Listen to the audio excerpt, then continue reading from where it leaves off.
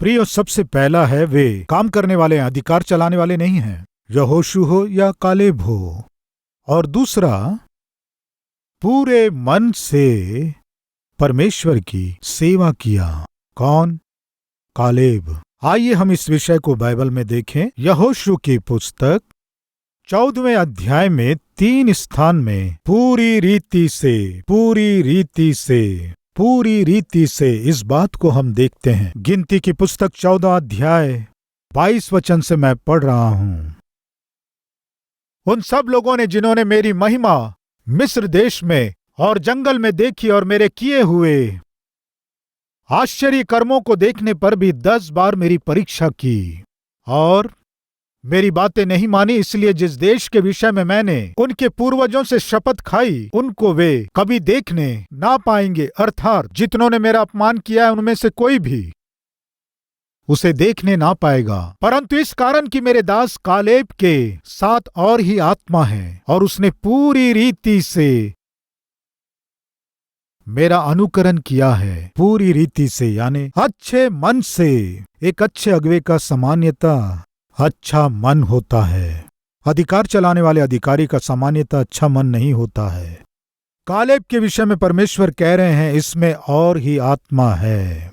उतना ही नहीं, ये पूरी रीति से मेरा अनुकरण किया, मेरी आज्ञा का पालन किया, मेरी आज्ञा के अनुसार किया। पूरी रीति से, पूरे मन से मैंने जो काम सौंपा उस काम को पूरे मन से पूरा किया। यदि किसी को काम पूरा करना है तो, यदि किसी को कोई काम पूरी रीति से करना है तो उसका मन उसमें होना है। हमारा मन पूरी रीति से अपने काम में होना है। पर ऐसे ना होकर हमारे मन को आधा हम अपने काम में लगाएंगे और आधा कहीं और लगाए समझो। बहनें सुनिए, भोजन बनाते समय यदि आपका मन भोजन बनाने में रहेगा तो वो स्वादिष्ट बनेगा। यदि वो भोजन में ना होकर कहीं और होने से या तो नमक अधिक पड़ जाएगा, मिर्च अधिक पड़ जाएगा। हाँ, कहते हैं कि नहीं? और वैसे ही ड्राइविंग करते समय आपका मन गाड़ी चलाने में होने से आप अच्छी रीति से गाड़ी चला सकते हैं। मान लीजिए आपकी पत्नी भोजन बना रही है, आप जाकर उनसे झगड़ने से तो क्या वो अच्छा भोजन बना पाएगी? नमक हो या मिर्ची हो, कुछ भी अधिक पड़ जाएगा और उसका स्वाद बिगड़ जाएगा। और वैसे ही आप घर से बाहर निकल रहे हैं समझो, और आपकी पत्नी आपसे झगड़ी समझो, आपको बातें सुनाई समझो। घर से निकलकर आप बाइक अच्छी रीति से चला पाएंगे क्या? कार अच्छी रीति से आप चला पाएंगे क्या? ऑफिस जाकर अच्छे से आप काम कर सकते हैं क्या? संभव नहीं है। आप एक बात जानते हैं, सामान्यतः जो दुर्घटनाएं होती हैं, लगभग 50% दुर्घटनाएं एक्सीडेंट्स सुबह के समय होती हैं। घर में जो पत्नी या पति झगड़ते हैं और झगड़ने के बाद बाइक में जाने वाले पति या पत्नी हों, ज्यादातर एक्सीडेंट करते हैं। सबसे अधिक दुर्घटनाएं होने का कारण क्या है जानते हैं आप? घर में शांति ना होना, और वैसे ही नौकरी में दिए गए काम को अच्छी रीति से ना कर पाने का कारण है घर में शांति ना रहना। इस तरह शांति रहित रहने का कारण जानते हैं आप? अधिकार। वो पति का अधिकार हो सकता है, पत्नी का अधिकार हो सकता है, अधिकार चलाने का स्वभाव हो सकता है। बहुत से पत्नियों में सामान्यतः कौन सा स्वभाव होता है?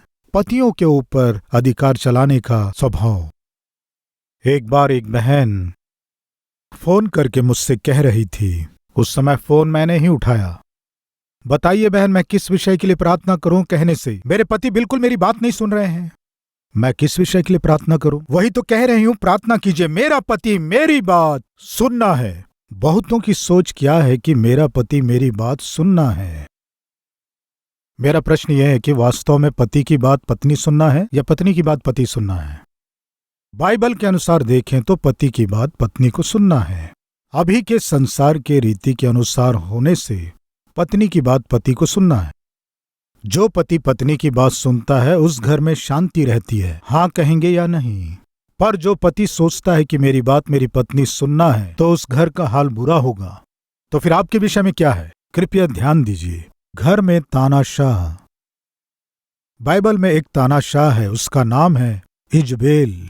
वही घर में शासन चलाती है और देश की शासक भी वही है। और उसका पति आहाब पत्नी जो कहे वही करता है। कृपया सुनिए, बाइबल बताती है, पत्नी की बात सुनकर जिसने अपने आप को नाश कर लिया, अहाब जैसा दूसरा कोई नहीं है। जिस घर में पत्नी शासन चलाने की कोशिश करती है वो घर नाश हो जाता है, वो परिवार टूट जाता है।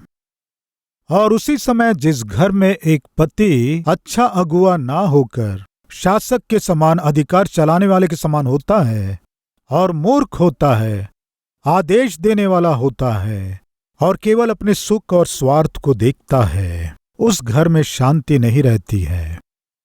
यदि आज आप अपने घर में एक अधिकारी के रूप में हैं तो आपका परिवार नहीं बनेगा, आपका परिवार आशीषित नहीं होगा।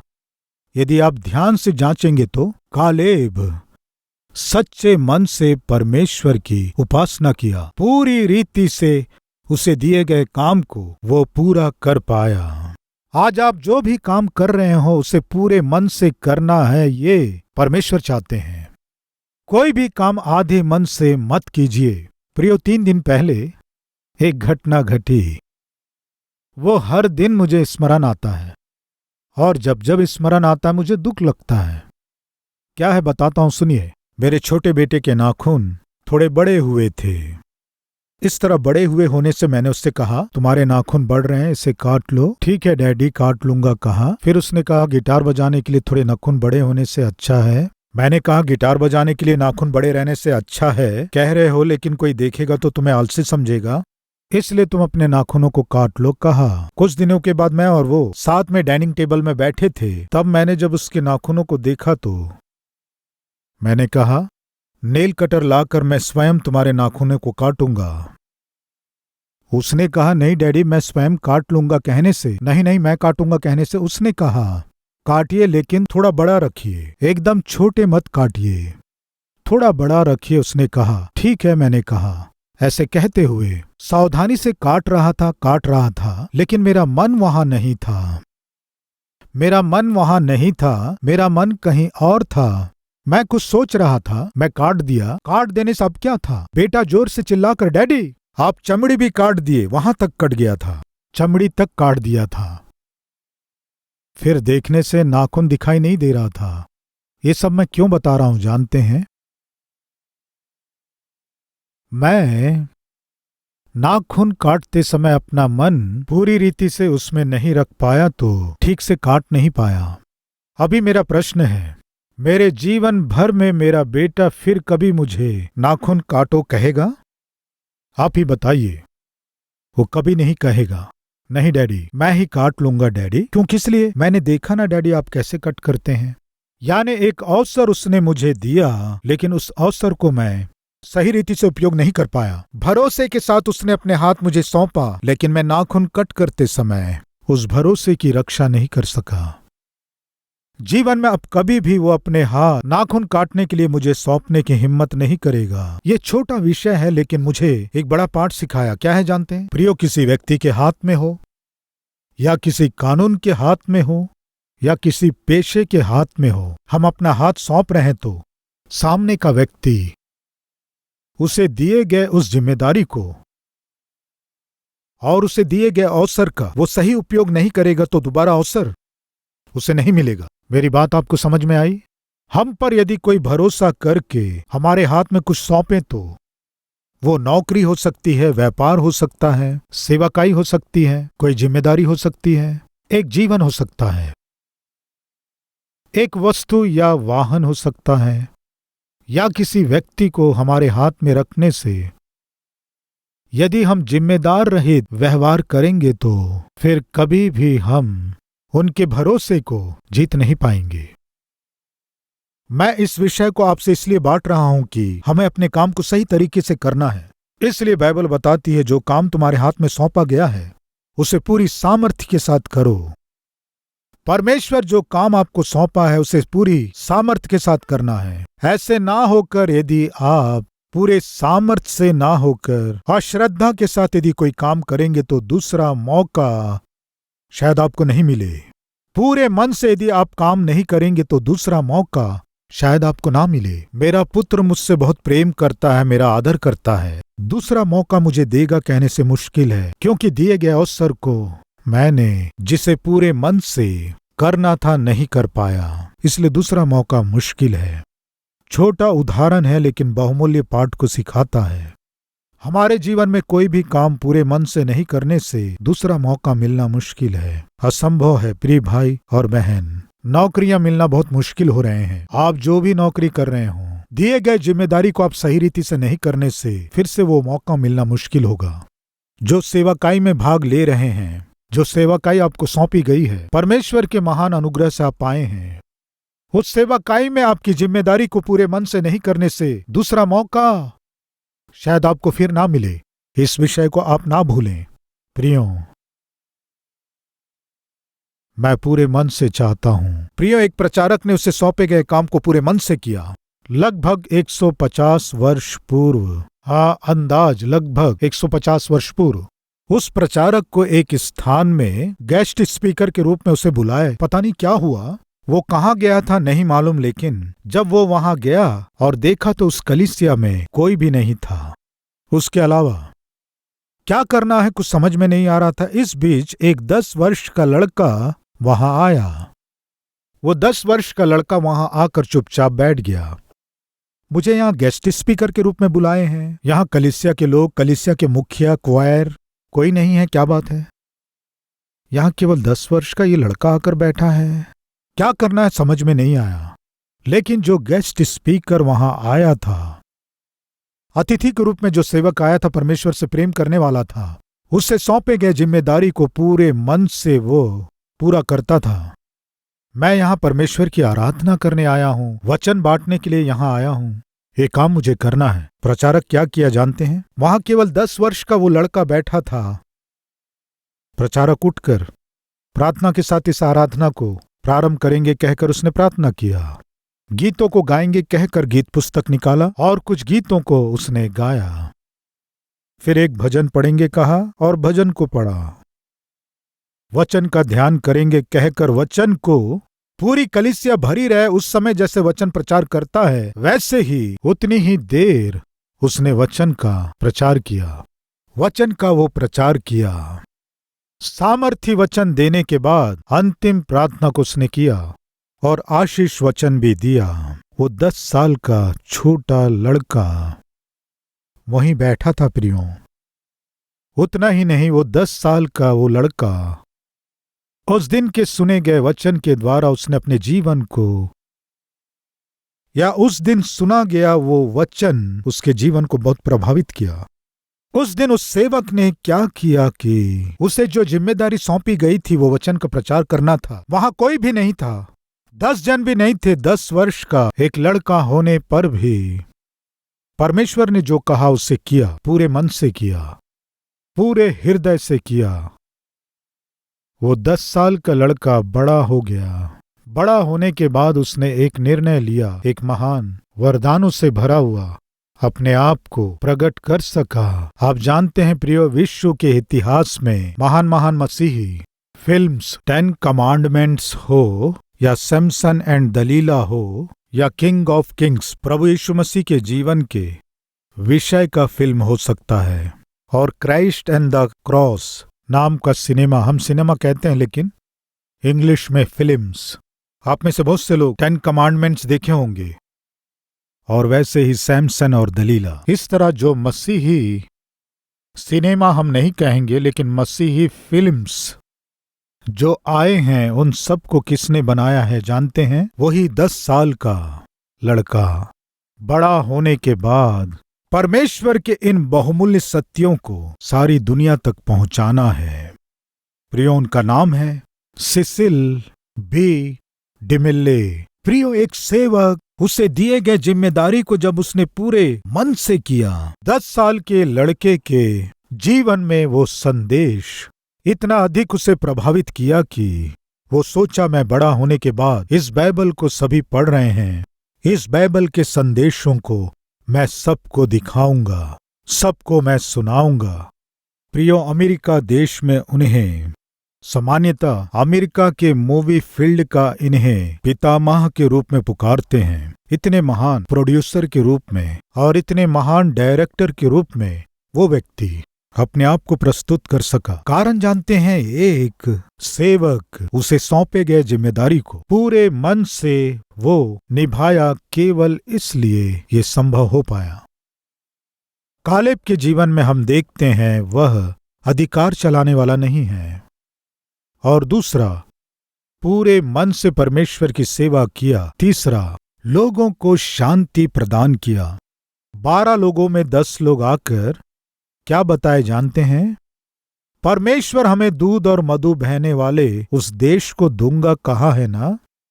वास्तविकता यह है कि हम उस देश में किसी भी हाल में कदम नहीं रख सकते, क्योंकि वहां जो लोग रहते हैं वे भयानक और बहुत ही ऊंचे डील डोल के लोग रहते हैं। एक बार उस वचन को पढ़ेंगे, आइए। गिनती की पुस्तक, किस तरह वे लोग उन्हें डरा दिए देखेंगे, आइए। कितना अधिक डरा दिए देखेंगे, आइए। 13वां अध्याय 27वां वचन। उन्होंने मूसा से यह कहकर वर्णन किया, जिस देश में तूने हमको भेजा था उसमें हम गए, उसमें सचमुच दूध और मधु की धाराएं बहती हैं, और उसकी उपज में से यही हैं। क्या है 23वां वचन। तब वे एशकोल नाम के नाले तक गए और वहां से एक डाली दाखों के गुच्छे समेत तोड़ ली, और 2 मनुष्य उसे एक लाठी पर लटकाए हुए उठा ले चले गए। 2 लोगों को उठाना पड़ा। दूध और मधु की धाराएं बहने वाला देश, बहुतायत से उपज होने वाला देश। तुम जाकर उसे देखकर आओ कहने से वे गए और वहां से सैंपल लेकर वापस आए।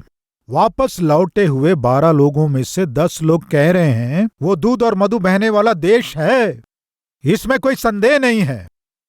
देखिए वहां के उपज को, देखिए वहां के दाख के गुच्छों को, कितने बड़े हैं। उसके बाद वे क्या कह रहे हैं, 28 वचन को देखें। परंतु उस देश के निवासी बलवान हैं और उनके नगर गढ़वाले हैं और बहुत बड़े हैं।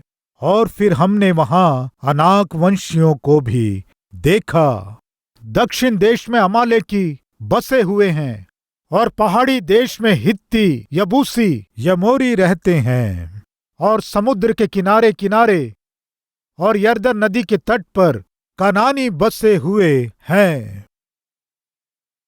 पर कालेब ने मूसा के सामने प्रजा के लोगों को चुप कराने के विचार से कहा, यानी क्या अर्थ है? शोर है, हल्ला गुल्ला है, गड़बड़ी है। जब इन 10 लोगों को कहा गया था तुम जाकर उस देश का भेद लेकर आओ, परमेश्वर जिस देश को देने की प्रतिज्ञा किया है वो देश कितना सुंदर है, वहां दूध और मधु की धाराएं बहती हैं, देख कर आओ कहने से उस देश में रहने वाले लोगों के ऊंचाई और उनके डील डोल को, इन सब को देख कर आए और क्या बोले जानते हैं? हमसे बिल्कुल नहीं होगा, उस देश में कदम रखने का चांस नहीं है। यह है उनका लाया गया समाचार। लोगों के बीच गड़बड़ी और भय छा जाने से वे लोग, जब वे बहुत ही डर गए, तब कालेब उठकर मूसा के सम्मुख सारे लोगों को चुप कराकर कहा, शांत रहो, शांत रहो, तुम्हें डरने की आवश्यकता बिल्कुल नहीं है। प्रियो ध्यान दीजिए, कालेब शांति को देने वाला है, लोगों को शांत कराने वाला है। जहां भय और गड़बड़ी थी वहां शांति को लाया। कई बार कुछ लोगों को हम देखते हैं शांत वातावरण को भी अशांति में बदल देते हैं। शांति से रहने वाले लोगों के बीच में अशांति को लाने वाले, शांति से रहने वाले परिवार में अशांति को लाने वाले लोग। प्रियो, घर में पत्नी और बच्चे शांति से थे, तब आता है वो व्यक्ति, कौन है बताइए? बस आने भर की देरी है, खिड़की से या दरवाजे से बेटा या बेटी देखकर मम्मी मम्मी आ रहा है। कौन आ रहा है? कौन है बताइए? चोर है, लुटेरा है, हत्यारा है? कौन आ रहा है प्रियो? और कौन है? उसका पिता ही है। मम्मी मम्मी आ रहा है मम्मी। बस इतना ही। पूरे घर में भय, बच्चों में भय, पत्नी में भय। वो व्यक्ति घर आ जाए तो बस घर के वस्तुओं को पटकता है, बच्चों को मारता है, पत्नी को मारता है, पूरे घर को उलट पलट के रख देता है। हैं क्या कोई ऐसे लोग? आप घर में आने से बस पूरे घर में गड़बड़ी, पूरे घर में शोर।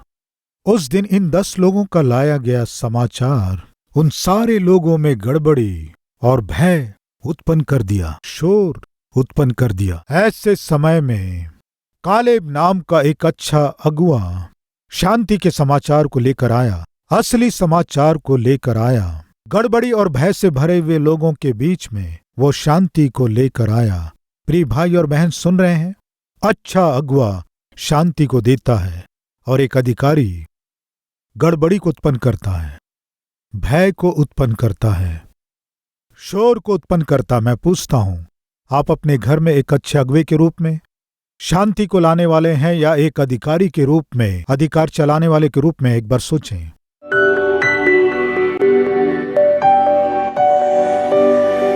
महान पवित्र प्रेमी परमेश्वर पिता, विशेष संदेश के द्वारा एक अधिकारी और अगुवे में क्या अंतर होता है, कालेब के जीवन से आप हमें स्पष्ट रूप से सिखाए। कालेब पूरे मन से आपकी सेवा किया, शांति को लोगों में बांटा। पिता, हम आलसीपन को छोड़कर, अधिकार करने वाले स्वभाव को हम छोड़कर, विश्वास योग्य एक अगुवे के गुणों के साथ हम कालेब के समान आपकी महिमा कर सकें और आपके संग रहकर हम किसी भी उम्र में आपकी सेवा कर सकें। सहायता कीजिए। यीशु के नाम से मांगते हैं पिता, आमीन।